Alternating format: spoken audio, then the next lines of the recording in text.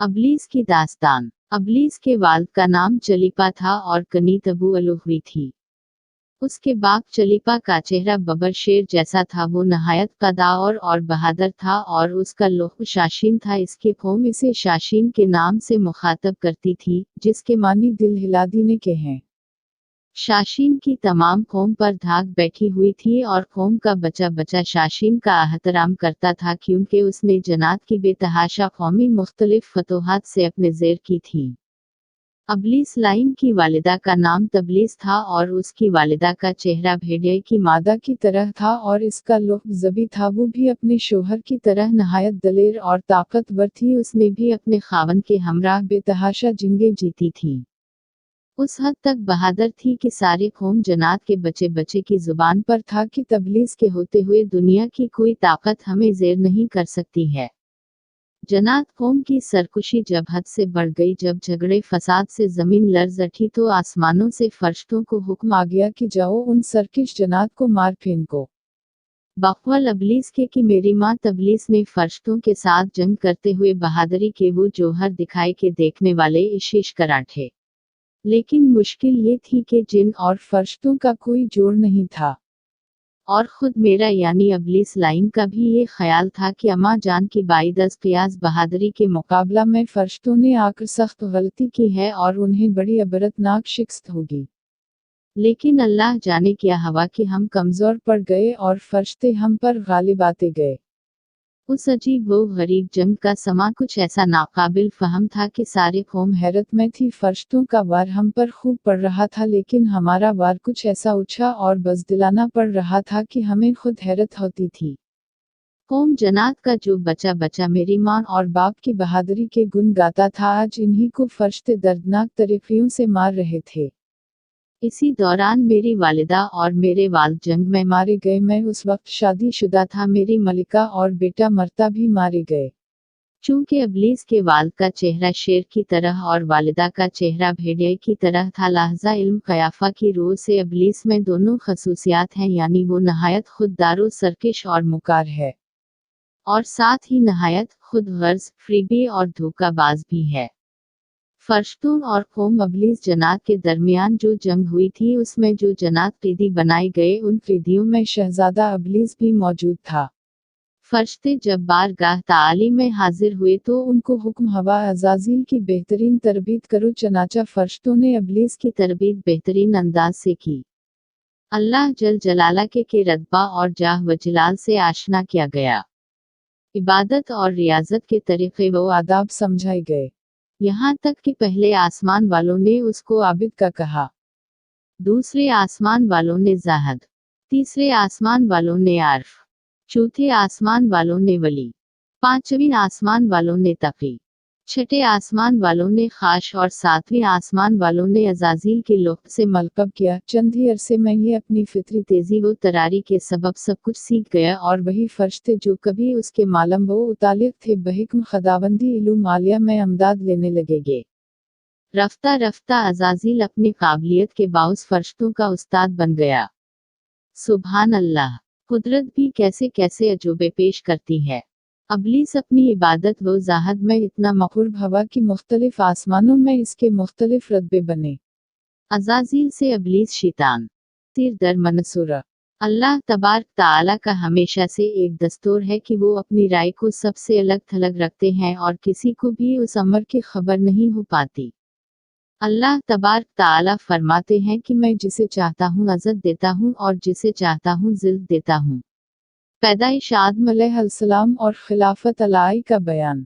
एक रोज़ अज़ाज़ील अल्लाह तबारक ताला की हम्द व सना बयान करता हवा जब हफ्त अफलाक की सैर करता हवा लौह महफूज तक पहुंचा तो क्या देखता है कि लौह महफूज पर एक अब्बारत लिखी हुई है, हमारा एक बंदा ऐसा है जिसे हम अनवा वाक़साम की नौमतों से मालामाल करेंगे और ज़मीन से उसको आसमान पर पहुंचा देंगे और आसमान से फिर उसको जन्नत में ले जाएंगे। उसके बाद हम एक ख़ास काम पर उसको मामूर करेंगे, लेकिन वो इनकार करेगा और बगावत पर आमादा हो जाएगा। अज़ाज़ील उस अब्बारत को पढ़कर हैरत ज़दा हवा और अपने दिल में ख्याल करने लगा कि ऐसा एहसान फरामोश भला कौन होगा। दोबारा अब्बारत पर गौर किया तो अब्बारत के करीब ही नहायत वाज लिखा हवा नजर आया उस बाल्ला मन अलशैतान अर्रजीम। ये पढ़कर वह तकरीबा 2000 साल तक रोता रहा और खुद पर ही लान तन करता रहा कि ऐसा बदबख्त कौन हो सकता है जो रब करीम का नाफरमान ने। घबरा कर बारगाह हलाई में हाजिरी दी और बोला, ए रब्बल आलमीन, ये शैतान अर्रजीम कौन है कि जिससे पनाह मांगनी चाहिए है।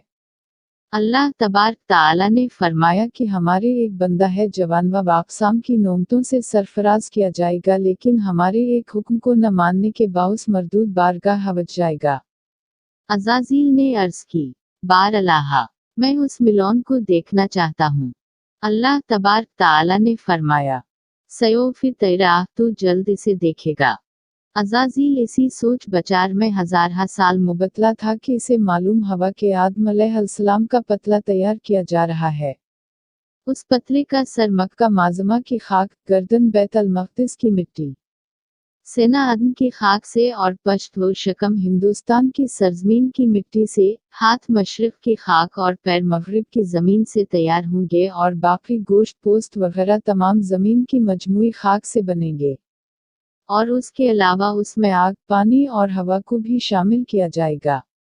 मुख्तलिफ जगहों की मिट्टी शामिल करने की हिकमत यह है कि उस पतला की नस्ल मुख्तलिफ शक्लों में नमूदार हो सकेगी। और इनासिर के शामिल करने की हिकमत यह है कि उस पतले की नस्ल चहार तबाया का हुसैन अमजाज होगी, क्योंकि हर चहार इनासिर में से एक आंसर दूसरे आंसर की मौजूदगी में कायम रह ही नहीं सकता। मसलन आग और पानी यकजा नहीं रह सकते और मिट्टी और हवा यकजा नहीं रह सकते, और यह कादर मतलुक का ही कमाल है जिसने उन चहार इनासिर को यकजा कर रखा है, और ये जामा अलजाइब वालगराइब पतला साना मतलुक ने अपने हाथ जैसा कि उसकी शान के लायक है से बनाएगा। फिर जब पतले को तैयार कर लिया गया तो पतले को जमीन पर भेज दिया गया। अज़ाज़ील फौरन उस पतले को देखने के लिए जमीन पर पहुंचा ताकि देख सके कि उसकी एक्सटर्नल एंड इंटरनल शेप, अंदरूनी और बैरूनी साख्त कैसी है और उसके अंदर किस किस्म की मैकेनिज्म मशीनरी यानी निज़ाम रखा गया। सबसे पहले अज़ाज़ील ने पतले को ठोंक बजाकर देखा तो पतले से एक बड़ी ही अजीब व गरीब आवाज़ पैदा हुई। जब बैरूनी मुशाहदे के बाद अज़ाज़ील किसी भी हतमी नतीजे पर न पहुंच सका तो अपनी मखसूस ताकतों के जरिए पतले के अंदर दाखिल हो गया। शायद इसीलिए कहा गया है शैतान तुम्हारी रगों में खून की तरह दौड़ता है, ताकि पतले का अंदरूनी मुतालिया कर सके। दौरान सैर उसको बहुत सारी तें मालूम हुई और अज़ाज़ील ने अपनी त्वील उम्र में जो कुछ देखा था वो सब उस पतले में मौजूद था। चनाचा जब वो अरगर की सैर करता हवा कलब तक पहुंचा तो कलब कुछ उस तरह बंद किया गया था कि अपनी मखसूस ताकतों और मुख्फी इल्म जानने के बावजूद कलब को न खोल सका। शायद इसीलिए कहा गया है कि लया यैसौनी ऐरजी विल्या सैम्याई भी यैसौनी खलिबु ऐबदी अलमूमन अल्तिकी। मैं किसी चीज़ में नहीं समाता, लेकिन मोमिन का कलब ऐसी जगह है जहां मैं समा जाता हूं और न उसके अंदरूनी हालात मालूम कर सका, क्योंकि खालिक ने इसे सिर मोहर कर दिया था। बस अज़ाज़ील समझ गया कि उस परासरार डबिया में कोई खास खजाना छपाया गया है जिसे मुझसे पोशीदा रखने का मुकम्मल इंतजाम किया गया है। अबलीस को इंसान पर कोई अख्तियार हासिल नहीं कि वो ज़बरदस्ती इसे खींचकर अपनी राह पर ले जाए। वो सिर्फ बहलाने फसलाने से काम ले सकता है। शैतान के 5 अहम साथी हैं जिनके नाम दर्ज झेल हैं। नंबर 1 सबर। उसके अख्तियार में मुसीबतों का कारोबार है, जिसमें लोग हाय वावेला करते हैं और गरीबान फाड़ते हैं, मुंह पर तमाचे मारते हैं और जाहिलियत के नोरे लगाते हैं। नंबर 2 और ये लोगों को बदी का मुर्तकब करता है और इसे उन पर अच्छा और पसंदीदा करके दिखाता है। नंबर 3 मुसोत। ये कज़ब और दरोग पर मामूर है, जिसे लोग कान लगा कर सन तयसुस करें और अधी सुनकर मजीद इजाफ खुद कर लें। ये इंसानों की शक्ल अपना कर उनसे मिलता है और उन्हें फसाद बर्पा करने की झूठी खबरें सुनाता है।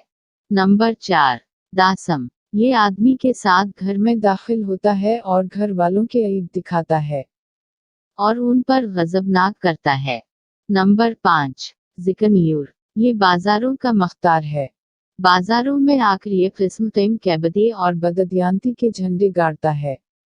غرض شیطان مردود نے کل مختار مالک سے دشمنی نبھائی اور یوں وہ مردود ٹھہرا۔